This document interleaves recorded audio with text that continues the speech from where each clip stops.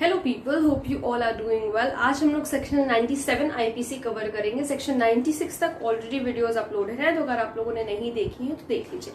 Section 97 IPC हमें बताता है right to private defence of the body and of property.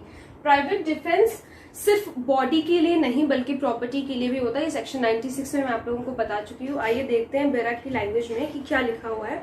Every person has a right subject to the restrictions contained in section 99। देखो section 99 में कुछ restrictions दिए हुए हैं इस वाले सेक्शन पर, ठीक है। तो उसको हम लोग बाद में देखेंगे। पहले इस सेक्शन पे क्या दिया हुआ है, टू डिफेंड हिज। देखो राइट प्राइवेट डिफेंस का क्या है, क्या डिफेंड आप कर सकते हो वो बताया गया। तो सबसे पहला पॉइंट है कि his own body and the body of any other person. ये मैंने आप लोगों को सेक्शन 96 में बताया था पूरा एक्सप्लेन करते वक्त कि प्राइवेट डिफेंस क्या है, कि आप अपनी बॉडी को प्रोटेक्ट कर सकते हो किसी हार्म से, अगर कोई हार्म होने वाला है इंस्टेंटली, और अगर किसी कोई दूसरे व्यक्ति को कोई हार्म है, तो कोई हार्म हो रहा है या कोई हार्म कर रहा है, तो आप उसको बचाने के लिए भी राइट टू प्राइवेट डिफेंस का यूज कर सकते हो against any offence affecting the human body, ठीक है।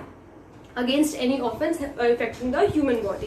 देन सेकेंड थिंग है द प्रॉपर्टी वेदर मूवेबल और इमूवेबल। कोई भी प्रॉपर्टी हो, मूवेबल हो या इमूवेबल हो। अगर मूवेबल प्रॉपर्टी और इमूवेबल प्रॉपर्टी में डिफरेंस आप लोगों को पता होना चाहिए। अगर नहीं पता है तो मूवेबल प्रॉपर्टी का मतलब ये होता है कि जो प्रॉपर्टी एक जगह से दूसरी जगह मूव कर सकती है। For example your mobile phone, your wallet, your purse, ठीक है।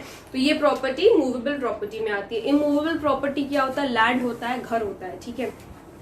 ऑफ हिमसेल्फ और ऑफ एनी अदर पर्सन। या तो वो प्रॉपर्टी भाई उसकी भी हो सकती है, इंडिविजुअली किसी पर्सन की भी हो सकती है, और या फिर किसी दूसरे व्यक्ति की भी हो सकती है जिसकी वो मदद कर रहा है उसकी प्रॉपर्टी बचाने में। Against any act which is an offence falling under the definition of theft, robbery, mischief or criminal trespass for which is an attempt to commit theft, robbery, mischief or criminal trespass।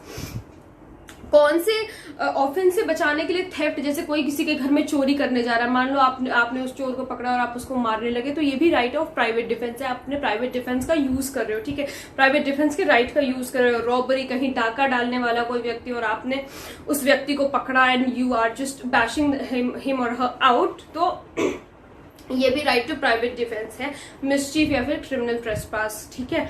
तो ये सारे जो आते हैं वो किस में आते हैं कि अगर आपने बचाया है किसी व्यक्ति को, किसी व्यक्ति की प्रॉपर्टी को, तो क्या है, आप प्राइवेट डिफेंस अपनी राइट का यूज कर रहे हो, ठीक है। इसके कंटेक्स्ट में एक केस है जिस केस का नाम है क्राउन वर्सेस रोज, ठीक है। जिस केस का नाम है क्राउन वर्सेस रोज। ये केस है 1884 का। इस केस में क्या होता है, लेट मी टेल यू कि in this case the defendant shot dead his father. जो डिफेंडेंट था, यानी कि यहाँ पे डिफेंडेंट कौन है, बच्चा है, वो क्या करता है, अपने फादर को गोली मार देता है because his father was launching a murderers attack on the defendants mother. क्योंकि जो फादर था वो क्या करता है, अपनी जो वाइफ है, जो उसकी मदर है, बच्चे की जो मदर है, उसको उसकी जबान काटने की कोशिश करता है, या उसको ये पता चलता है कि वो उसकी जबान काटने वाला है, ठीक है। Was acquitted of murder on the grounds of self defence. तो इस वजह से वो जो व्यक्ति था, जो बच्चा था, उसको क्या करते हैं, उसको अक्यूट कर दिया जाता है मर्डर के ग्राउंड से। देखो एक बार फिर से समझो, डिफेंडेंट कौन है, चाइल्ड है, ठीक है, ठीक है। और यहाँ पे मर्डरर कौन है, नहीं मर्डरर नहीं, जो फादर है उसने क्या किया, अटैक किया है हिज मदर, ठीक है। उसने उसके मदर पे अटैक किया है। अब यहाँ पर ये क्या जस्टिफाई कर रहा है, ये केस क्यों यहाँ पे अराइज हुआ? ये केस इसलिए यहाँ पर अराइज है क्योंकि हमने पढ़ा है कि वो प्राइवेट डिफेंस कर रहा था अपने मदर का। कोई दूसरी बॉडी का भी आदमी प्राइवेट डिफेंस कर सकता है, सिर्फ अपना ही प्राइवेट डिफेंस। प्राइवेट डिफेंस का मतलब ये नहीं कि सिर्फ अपना ही बचाव, किसी दूसरे व्यक्ति का भी अगर कोई इंसान बचाव कर रहा है तो उससे भी हम लोग प्राइवेट डिफेंस ही कहेंगे। तो इसमें क्या था, चाइल्ड को अक्विट कर दिया गया था मर्डर से। जो उसने अपने फादर का मर्डर किया था, उसको गोली मारी थी, उसे अक्विट कर दिया गया था, ये कहते हुए कि उसने प्राइवेट प्राइवेट डिफेंस किया है, अपनी मदर का, अपने मदर को बचाया है, ठीक है।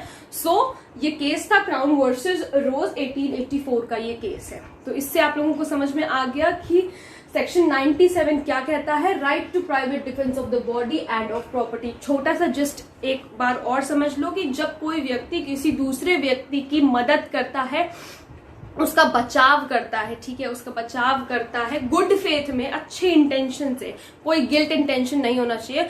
गुड फेथ में जब किसी व्यक्ति का बचाव करता है, चाहे उसका बचाव करे, चाहे उसकी बॉडी का बचाव करे या फिर उसकी प्रॉपर्टी का बचाव करे, तो उसके किए गए एक्ट को ऑफेंस नहीं माना जाएगा, ठीक है। यही इस केस में भी हुआ कि उसने जो अपने फादर को गोली मारी, उस चीज को ऑफेंस नहीं माना गया, उसे एक्विट कर दिया गया।